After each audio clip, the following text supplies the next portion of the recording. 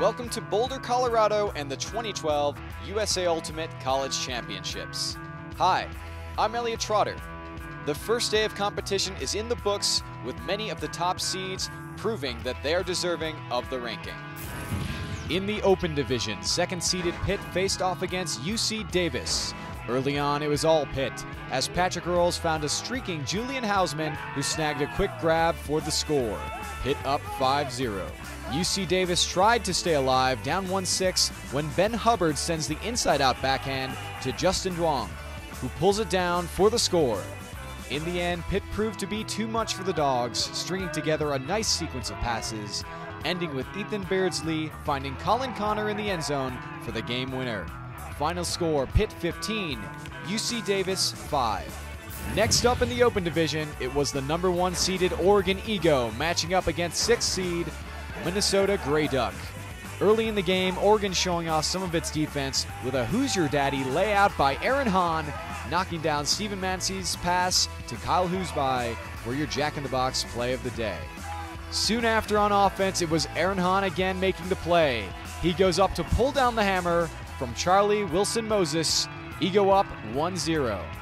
Later on, Minnesota down 6-10 as Grey Ducks' Stephen Mance finds a streaking Ryan Osgard, who lays out for the score against a bidding defender. Minnesota 7, Oregon 10. But the number 1 seed Oregon Ego would not be stopped by Grey Duck.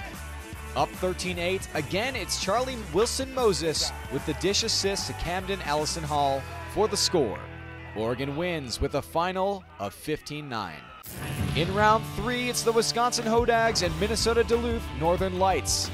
Early on, Wisconsin is in control as Dan Park sends a buttery backhand to Jordan O'Neill, who leaps for the easy one-handed score. Hodags up 3-1.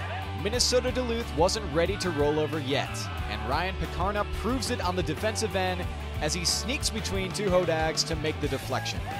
Later on, Minnesota down 3-7, and this time Picarna gets it done on the offensive end, skying big after Igor Lieberman's soaring forehand, bringing it down for the score.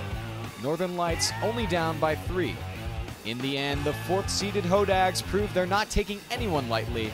Up 14-9, Kyle Geppert sends a big backhand to a sprinting Zach Alter, who pulls it in for the game winner.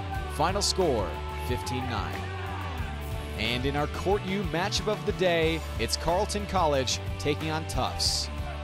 Early on, game tied at 1, Simon Montague sends a huge flick to a soaring Logan Weiss, who outreads his defender for the score. Carleton up 2-1. Tufts would answer right back though, as Adrian Banerjee finds Piers McNaughton, who goes up early for the end zone grab. Score tied at 2 apiece. Late in the game, Carleton lets Tufts back in after being down by as many as 5 points, narrowing the game to 1. Jack Hatchett sends a short flick to Eric Wilburn for the score and the spike. Tufts only down 1. However, the comeback would end there as Carleton's Simon Montague sends a low inside-out break to Nick Stewart in the end zone for the game winner. Final score, 15-13 Carleton. Over in the women's division, Washington and Delaware faced off in the first game of the day, and it started off with some great defense. With the score tied at 5, Washington's Era Maridovi goes over the shoulder to knock down the Delaware pass in the end zone. Delaware would keep fighting as Sam Peltier finds Natalie Zielinski for the score. Sideshow down 6-7. Washington answers right back as Shara Stern makes the grab amidst defensive pressure in the end zone. Element up 8-7. Sideshow tries to stay close as Nikki Roth sends a backhand to a diving Elise Lantas for the impressive score. Sideshow down 8-11. In the end, the second-seeded Washington Element proved to be too much for Delaware as Element's Amanda Kostick drops an easy forehand to Jenna Houdini for the game winner. Final score, 15-11. Next up, it was number 1 seed Oregon Fugue going up against the 6th seed Wisconsin Belladonna. Early on, score tied at 3s as Fugue's Aubrey Bishop drops a scuba to the falling Christina Schuler for the score. Oregon up 4-3. Shortly after, Fugue strikes again as Katie Weatherhead sends a floaty high release to Aubrey Bishop, who makes the score in traffic. Oregon up 5-3. This game was all Oregon. And up 14-7, Jesse Schaffner, looking for the game winner, finds Kimber Coles in the end zone with a long backhand. Final score, 15-7. Later in the day, Iowa State women's scorned went up against Tufts E-Women. Tufts get on the board early with Mia Greenwald sending a sharp outside-in forehand to Chena Titcomb, who skies for the score. E-Women up 2-0. Later in the game, Iowa State down by 2 as Magan Liu finds Sarah Hoistad, who lays out for the grab. Iowa State only down 5-6. But Tufts would start to pull away in the end as Claudia Tagama launches the big hammer to Michaela Fallon, making it 13-10. Tufts would go on to win with the final of 15-10. And lastly, it was time for number 1 seed Michigan Flywheel to take on second-seeded North Carolina Pleiades.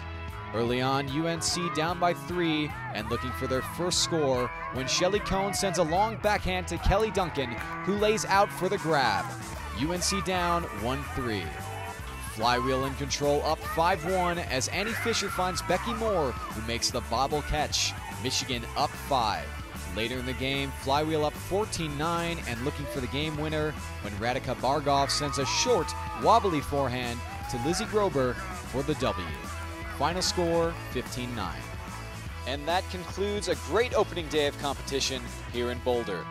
Be sure to tune in tomorrow for the second day of pool play, where we find out which teams will punch their ticket to the elimination rounds. Don't forget to check out USA Ultimate for all scores, highlights, and news surrounding the USA Ultimate College Championships. I'm Elliot Trotter. Thanks for watching.